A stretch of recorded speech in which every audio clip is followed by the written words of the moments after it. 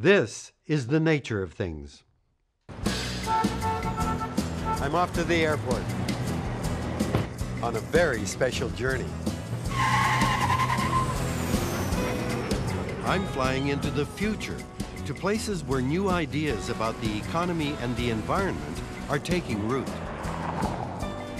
where billions of dollars of oil are left in the ground to save a rainforest and fight climate change, where this river has constitutional rights, just like you and I, and where this alien landscape could become the world's green energy future.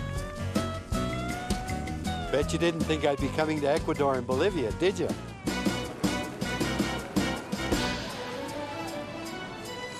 Both Ecuador and Bolivia are carrying out radical experiments, forging new paths towards what they call living well. There's no recipe and no guarantee of success. From two little countries, big ideas to challenge and change the world.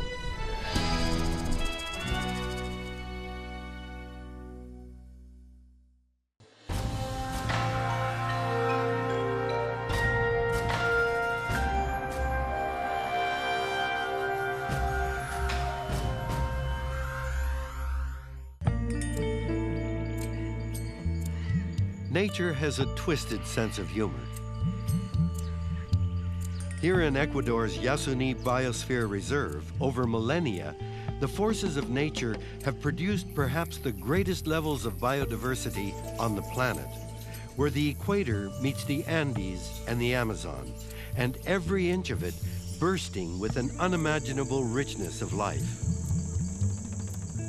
But here too, over millennia, nature has produced another kind of wealth, one that directly threatens the forest: oil.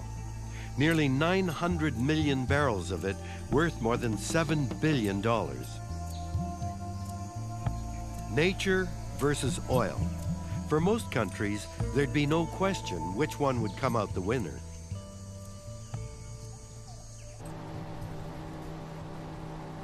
Ecuador is certainly no stranger to oil production.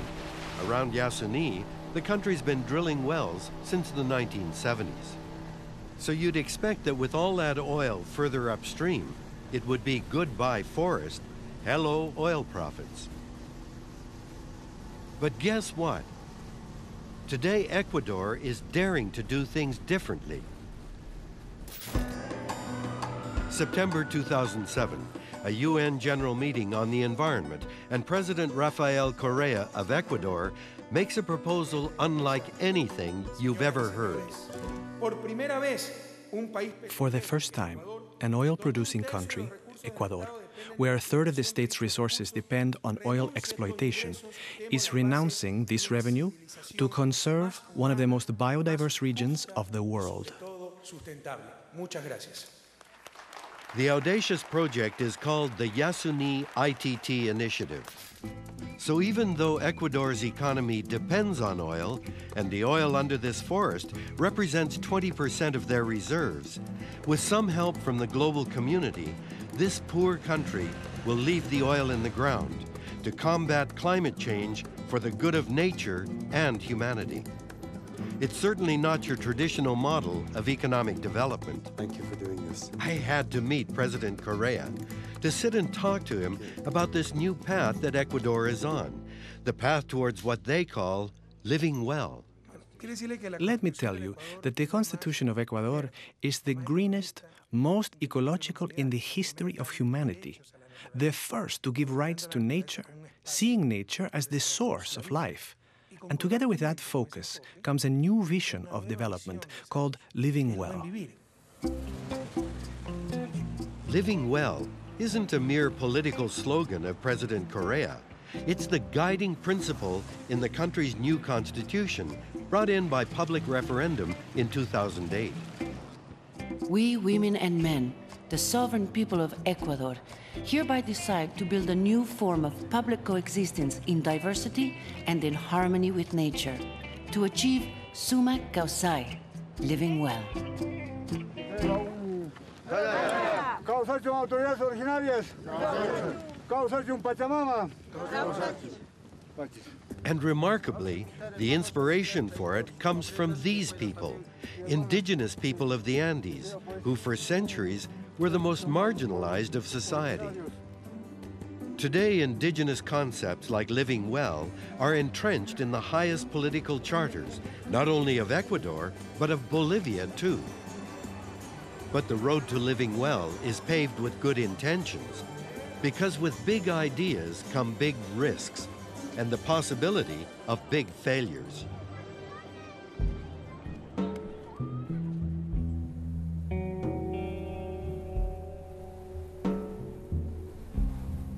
Bolivia, for its part, has a fantastic idea to lift itself out of poverty.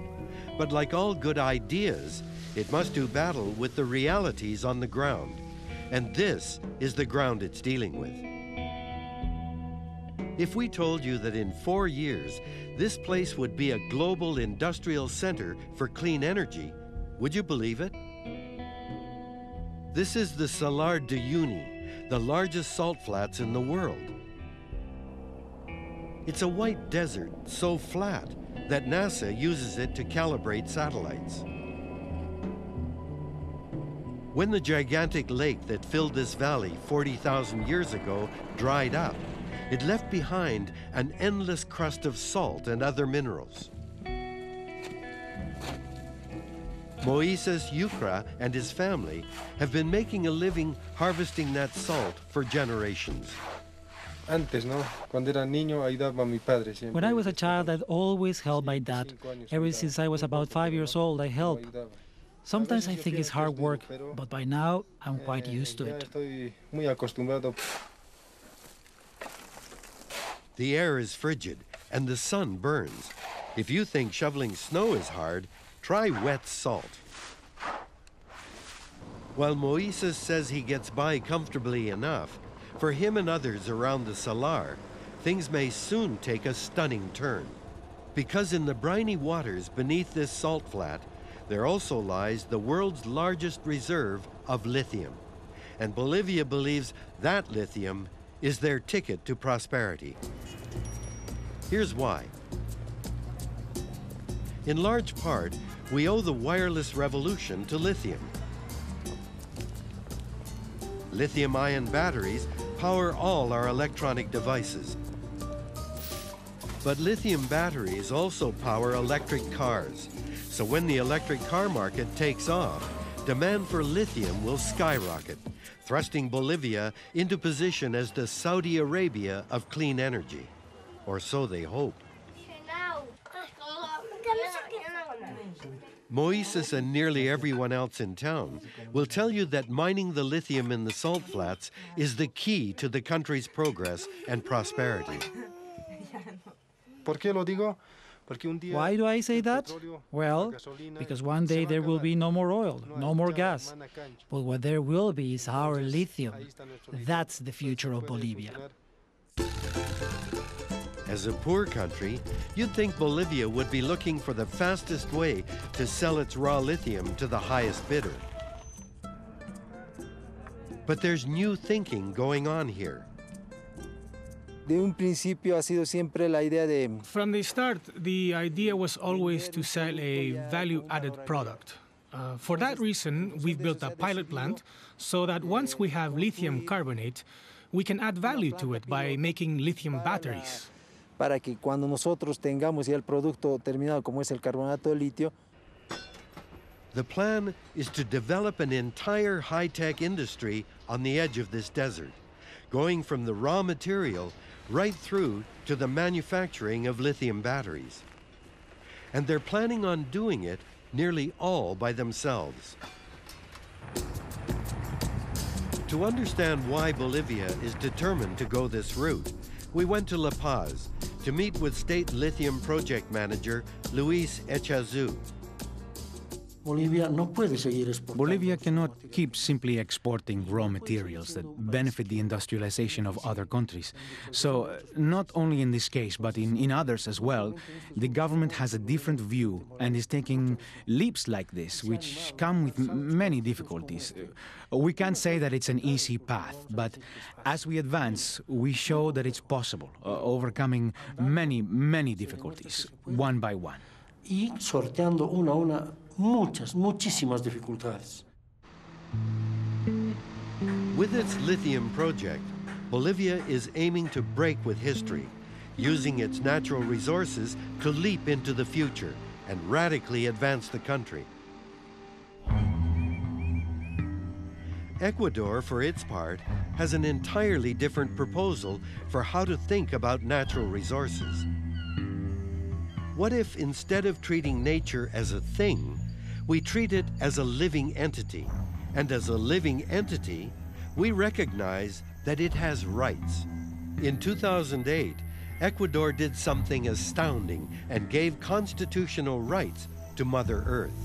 Nature, where life is reproduced and takes place, has the right to respect for its existence and for the maintenance and regeneration of its life cycles.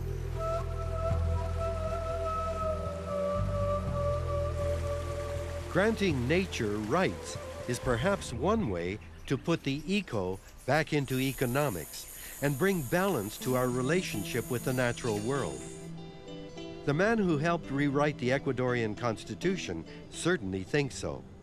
It's a powerful civilizing change because we stop seeing nature as an object of exploitation, an object for distraction, to reconnect with all living things. Wow. It's amazing to me to see such a radical idea entrenched in the highest levels of Ecuador's political system.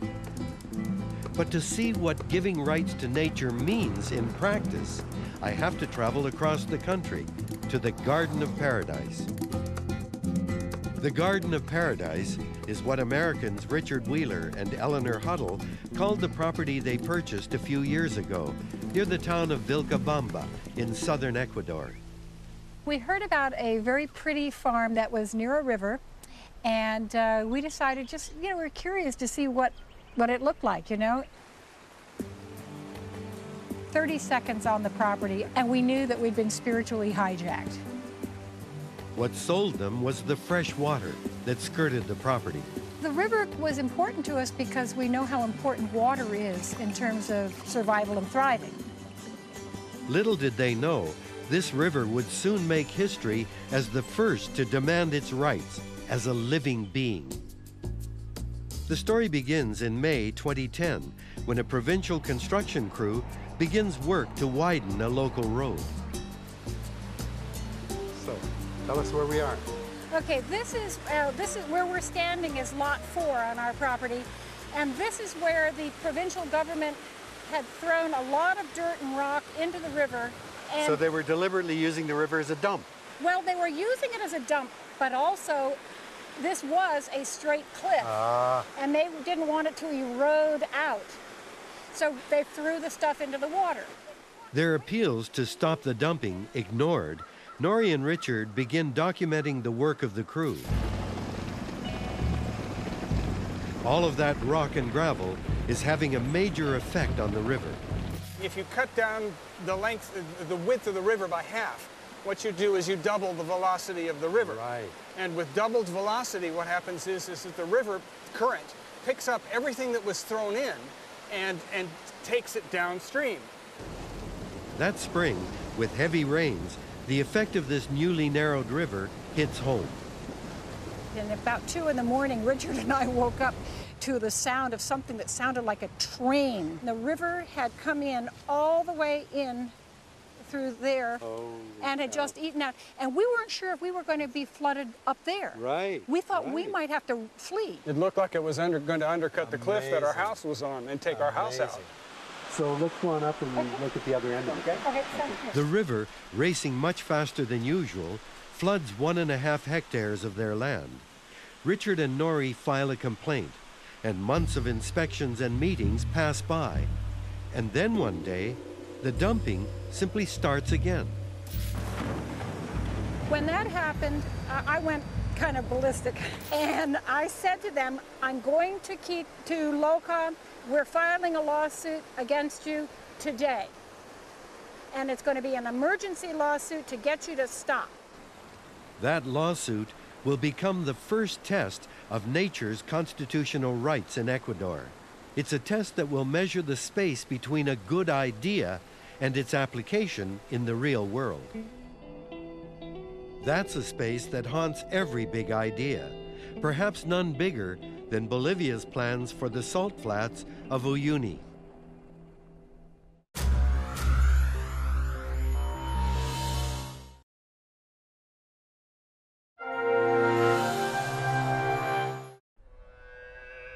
In the salt flats of Uyuni, Bolivia, it's harvest time. Moises Yucra delivers his morning load.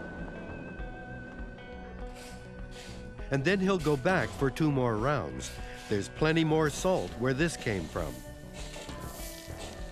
In fact, Bolivia has so much salt, they even build houses out of it here. Hola! Hola! Indeed, Bolivia has an abundance of natural resources, and yet it is the poorest nation in South America, a fact not lost on the salt workers of Uyuni. It's hard to understand why that is. We're rich, but at the same time, we're poor. How can that be? How that can be is partly because throughout its history, Bolivia's natural wealth has been controlled and exploited by others. A potent example of that is this train cemetery on the outskirts of the flats. These old trains used to haul the nation's mineral wealth out of the country for export. But once mineral prices dropped, the foreign company that ran them cut the ties and drove them aground, and Bolivia was left with nothing. With lithium, they've vowed that's not going to happen again. But giant forces are now circling the salt flats, hungry for a piece of Bolivia's giant lithium pie. Japan is one of the major producers of lithium batteries today, and it will also be in the future. Private companies as well as the Japanese government itself are very interested in securing lithium resources at this time, for sure. Las fábricas privadas, sino nuestro gobierno.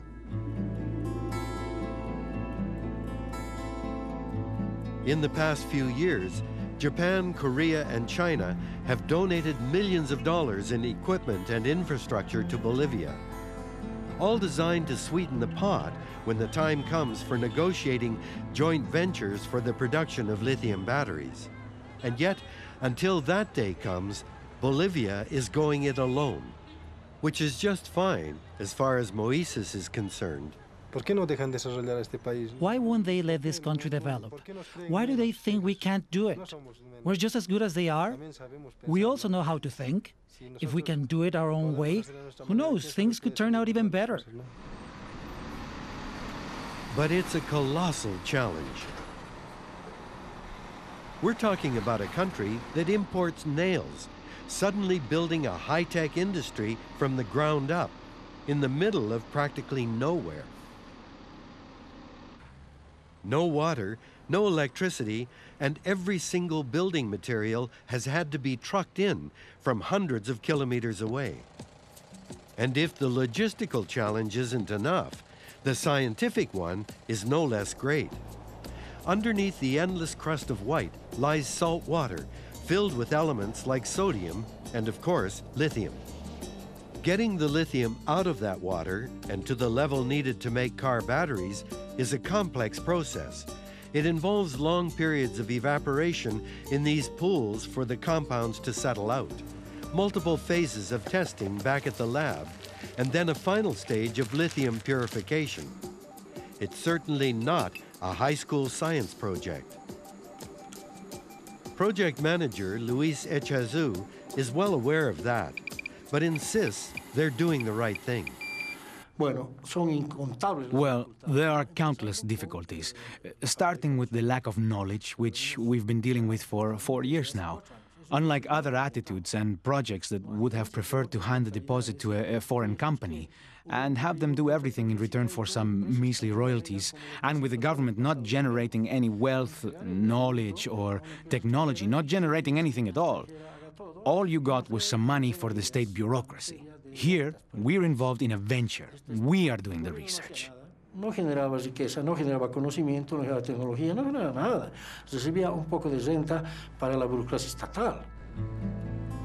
The venture, though, is already a few years behind schedule, and some critics feel that the clock is ticking. Juan Carlos Zuleta, a lithium analyst, believes that Bolivia's golden lithium opportunity may be lost because the project is moving too slowly. In the last 4 years or so, Bolivia has spent too long to come up with a process that nobody knows it's going to work. What I'm saying is that they should rectify as soon as possible their mistakes and errors, because they are putting at great danger the future of the country. Because if the world decides to use lithium for energy applications, then Bolivia could become the Saudi Arabia of lithium in the world. No one can say for sure when the electric car market will take off and trigger the lithium boom.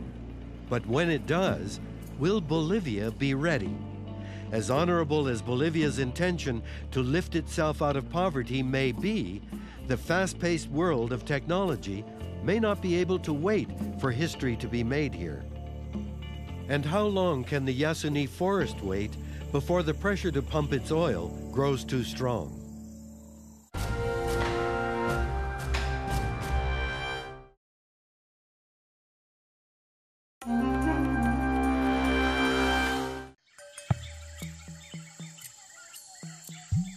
As day breaks, Ecuador's Yasuni forest comes to life. And yet, in our traditional economic system, none of this life has any monetary value. It's only what lies beneath the forest, nearly 900 million barrels of oil, that has economic worth. With the Yasuni ITT initiative, Ecuador is challenging the world to reconsider that whole value system. Simply put, the initiative is a bold conservation plan to keep this rainforest free from oil development. But underlying the proposal is a radical new way of valuing the services that nature provides. Things like clean air and clean water. In downtown Quito, like in any big city, it can be hard to remember how important those things are. But this Yasuni initiative puts nature back into focus and provides a path to a greener kind of economy. Today's economy values the production of manufactured goods. Yasuni produces environmental goods which are freely available. We have to change this economy that values things to an economy based on value itself. For example, what's more valuable than the pure air of the Amazon? With that, countries that produce environmental goods would receive monetary compensation, allowing them to attend to the urgent needs of their population. That's what the Yasuni ITT initiative is about.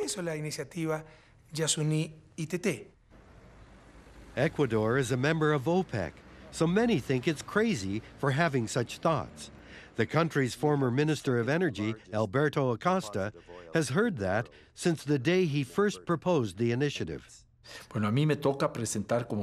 As Minister of Energy, it was up to me to present the idea to the cabinet and to society.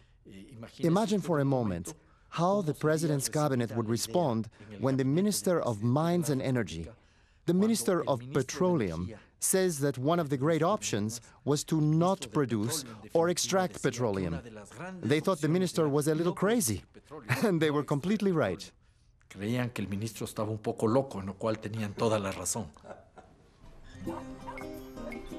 Here's how the plan works.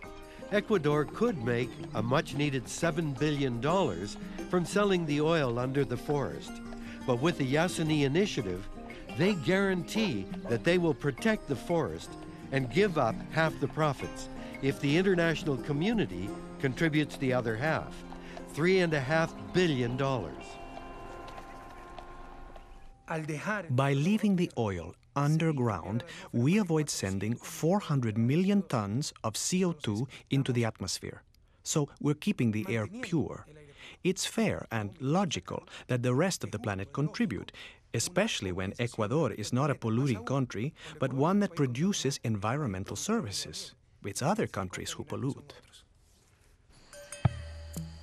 To show that he means business, President Correa is establishing annual fundraising deadlines for the initiative, $300 million a year. If not enough money is raised in time, the president has said the country will have no choice but to go to Plan B, which is quite simply to start digging for oil.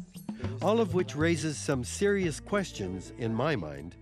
There are those who say, well, they're already planning. If it doesn't work out, they'll go ahead and develop it anyway. There's a great deal of question about how committed Ecuador is to this plan. What do you say to that? We are totally committed. But we also understand something about the economy, human nature, and strategy. If it's been so hard to raise funds with Plan B, imagine if Ecuador had said to the world, help us out, but don't worry, because if you don't contribute, we'll leave the oil underground anyway. Who would contribute? So we need to have an option, a serious and responsible alternative to say to the world, we are willing to work against climate change. But if there is no co-responsibility, our priority is to fight against poverty, and we need those resources.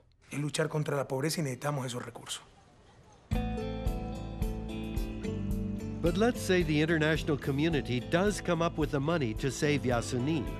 What's to stop later governments from taking the money and developing the oil field anyway? That's a very good question. Ivan Baki, the head of the initiative, explains how the United Nations Yasuni Fund has that detail covered. We have a certificate guarantee Yasuni that every country, person, company, philanthropist, whoever gives money to the Yasuni Trust Fund, and it's over $50,000, will get a certificate of guarantee of return. Campaigning is now in high gear. In different ways, they're getting the message out beyond Ecuador to the rest of the world.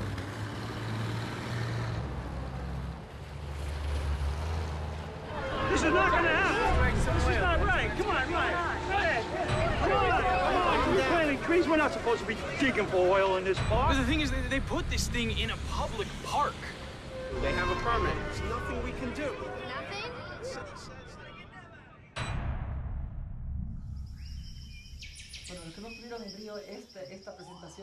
The initiative hired a New York ad agency to make that video. No doubt it's slick, but I still want to know if they really think they can raise all of that money in time. Last year we raised 117 million, so in 1 year. We need to raise $300 million a year for 10 for years? the next 12 years. Yes. And for the next is it 12 realistic years. to think that that target can be achieved? It is, if we create awareness and the emergency and the urgency that the world is asking, because I think the planet is cannot wait. That urgency is inspiring people to come up with other ways of getting the word out. Oh, you got away. This is the office of Macmabit, a small company formed by friends from the city of Cuenca, Ecuador.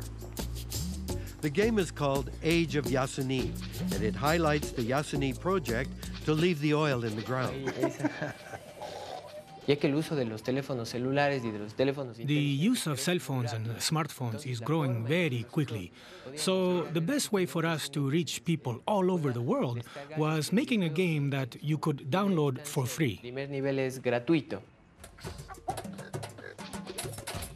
It's hard to resist playing a game that makes it so easy to save a rainforest. Won't the oil companies get mad at you?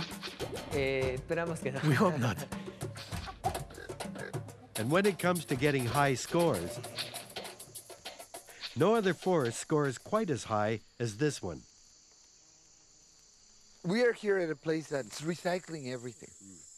Biologist David Romo is my guide as we make our way through the Yasuni Reserve. I like insects. What about insects here? Okay, we don't even know how many species. They got to be in the millions. Oh, look at this. Oh, wow. The forest is a remarkable place. There are marvels at every turn. This millipede smells like almonds. While the initiative acts to get the word out about saving the forest, this research station on the border of the park is showing the world why it should. Almost there, Dave. Yeah. Studies at the Tiputini Biodiversity Station have revealed that there are more species of trees in 1 hectare of Yasuni than in all of North America. It may be the most biodiverse place on Earth. For starters, we have about 10 species of monkeys, 140 species of mammals, and for the frogs, which are the creatures that I enjoy the most, we have the record for any other place in the world with 140 species of frogs. And most of that information comes from research done here, only covering about 6 hectares of forest. And I see this as one of the most gigantic libraries of genetic information in the world, trapped in this really small window of an area. One of Tiputini's studies is a camera trap project. So we have, at the moment, we have 10 stations, 20 cameras. It's led by Diego Mosquera. So we have 40,000 pictures so far. That's a lot of pictures. That is a lot of pictures. See? Wow. Even a simple snapshot can give a wealth of information about the kinds of animals living here and about the overall health of the ecosystem. Well, this one is holy cow, look at that. That's a jaguar. Wow. That's beautiful great. Jaguar. See, this is the kind of picture you want. Yeah. Then you can look at the pattern and then you say, okay, this is the same guy that I have in this camera at this time of the year. You take one single spot in there, one of these rosettes. For example, we say this. Right. It looks like a little face. Yeah. The images Diego collects through the camera project are not only great for science, they can also serve to protect the forest. On this. So when you have scientific information, obviously your idea is to show this information to the scientific community and tell them, you know, this is why Yasuni is so important and this is why we need to protect Yasuni. Yeah. But there's another reason why Yasuni needs protecting. All right. Because people live here. The Waorani have lived in this region for as long as anyone knows, and for much of that time, in much the same way. However, Humberto Shua tells me that things changed when the oil companies came. Hunting game has become much more difficult, and preserving their way of life equally so.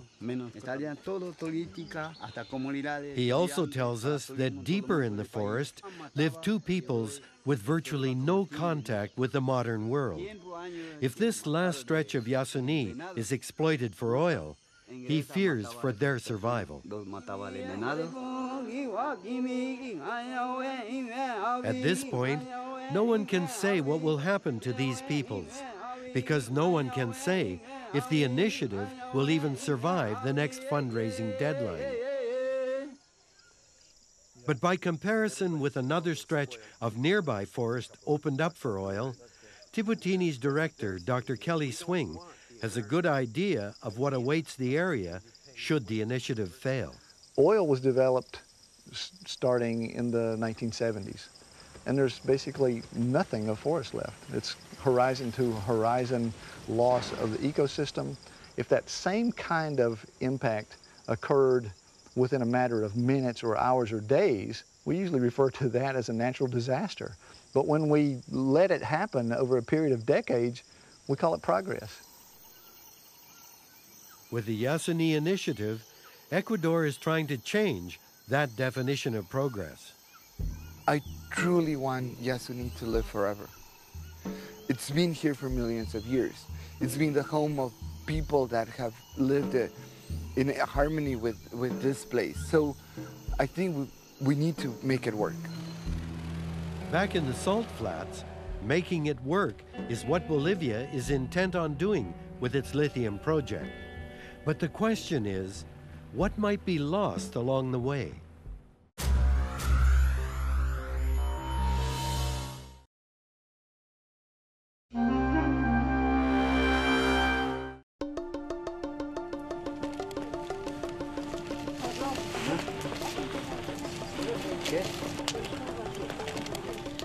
It's nearly 5 in the morning. The year, 5520. In Bolivia's salt flats, the indigenous people greet the first light of the Andean New Year. Que nos alumbre, que nos dé salud, vida. En este día estamos entrando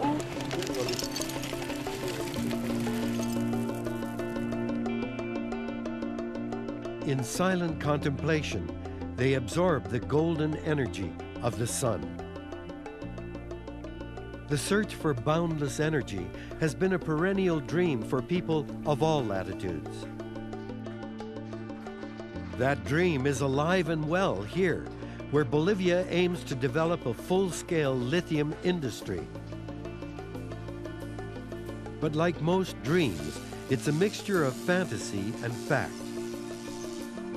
Too much industrial fantasy could put other very real things at risk.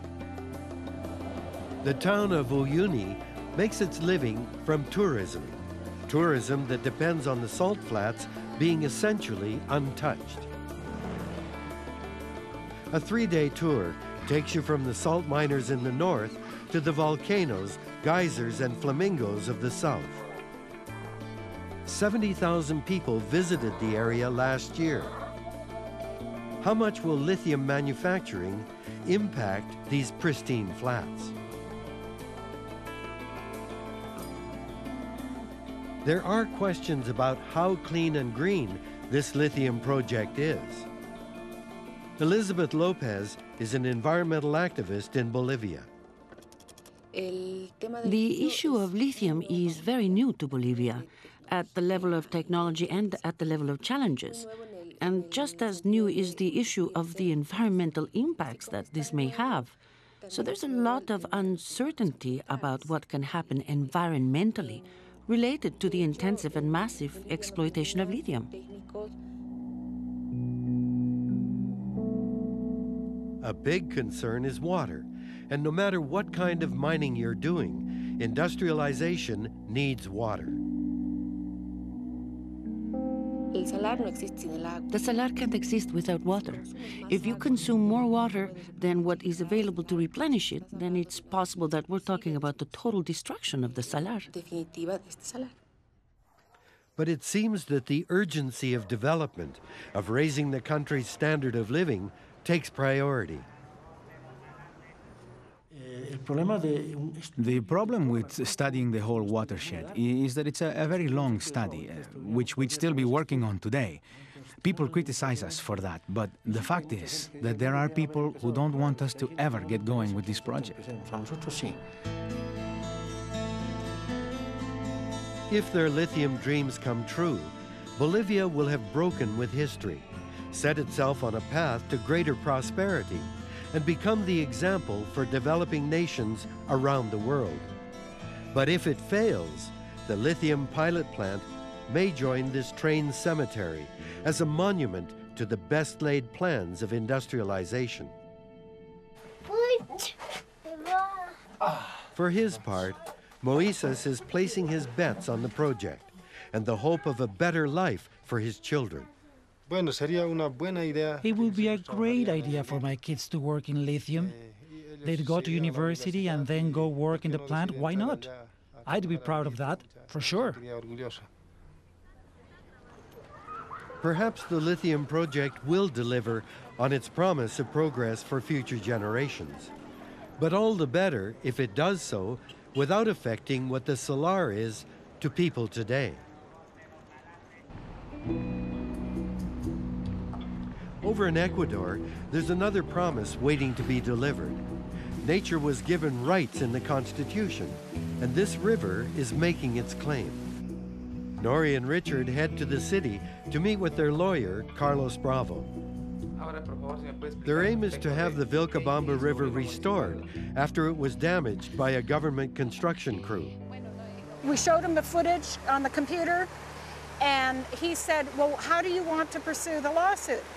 And I said, well, you know, Carlos, there's that new provision in the 2008 Constitution. Wow, so that was it? That was the moment. Richard and Nori forego any monetary award should their case be successful, because it's the river taking the local government to court, with Richard and Nori acting as its human representatives.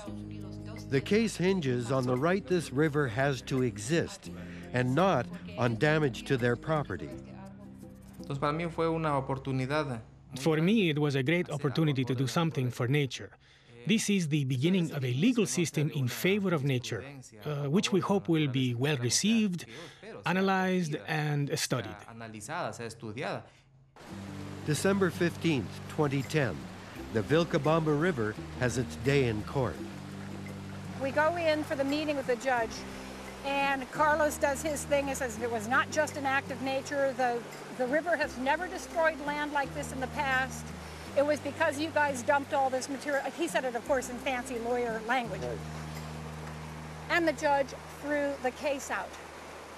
Yeah.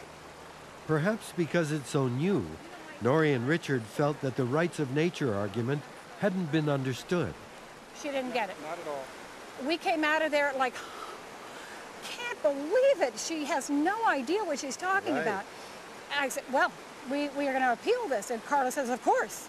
So Richard, Nori, and Carlos went over everything again, presenting all the constitutional evidence to the Court of Appeal, to Justice Luis Sempertegui. The ruling overturned the first sentence and found favor with the river, and charged the provincial government of Loja, who was building the road, with having damaged nature.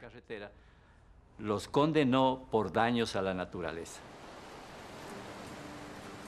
And history was made that day, with the decision backing nature. The ruling was basically that they needed to clean up the mess. And apparently it was done. We had just won the first lawsuit in Ecuador and in the world. Although it's been nearly 2 years since the ruling, and the province has still not repaired the damage, at least now the Vilcabamba River has the full backing of the law behind it. The truth is, there's a saying in Spanish that between the saying and the doing, there's a big stretch. And that's certainly true, and that's totally been our experience here, is that beautiful things, beautiful words, and in the end, you really have to fight like crazy in order to get these new ideas in place. But Mother Nature is worth fighting for, do you know? What else is there to do? In a way, the Vilcabamba River case is a perfect symbol for the difficulties inherent in forging a new path, be it lithium mining, conservation, or environmental justice. Small steps, little victories, and countless hurdles to overcome. Just before broadcast, we were told that Yasuni is safe, at least until the next fundraising deadline in 2014. And in Bolivia, while there's still no lithium, the startup of a lithium battery pilot plant has been announced for the spring. And personally, I'm now on level 4 of Age of Yasuni.